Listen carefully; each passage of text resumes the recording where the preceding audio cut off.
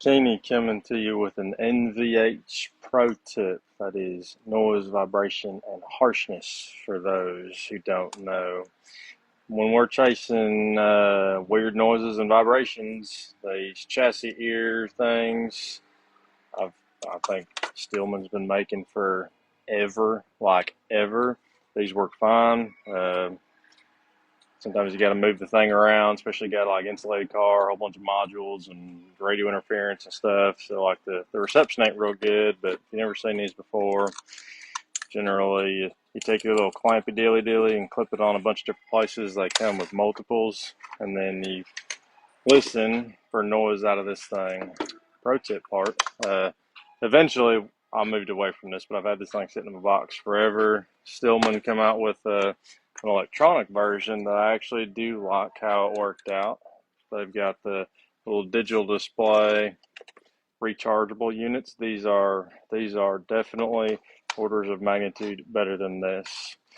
This said, there is something that we can do with this that if you like a visual, in my opinion, is even better than these here. Or you can use them in tandem, which is super cool. I have gone to the Amazons and I have ordered an adapter, and they're pretty cheap, a few bucks. And this adapter goes from a RCA female to banana male, splits them out. And on these, oops, I grabbed the wrong end of it. On these dudes, and you pull the little clampy dealy out.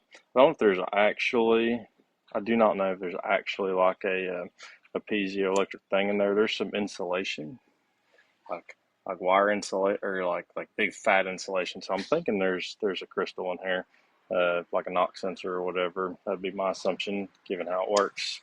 In any case, you take a little clampy dilly, plug that right in there. Power and ground. You can imagine where those are going.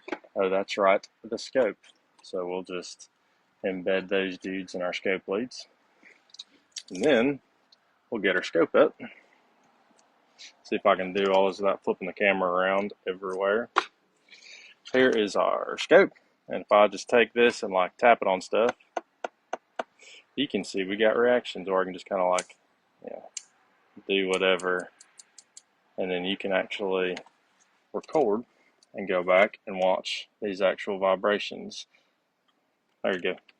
You can zoom in whatever. Obviously you clip them all over the frame and whatever, but this is the new way that I found that I really like, much preferred to just using these old little radio transmitter deals.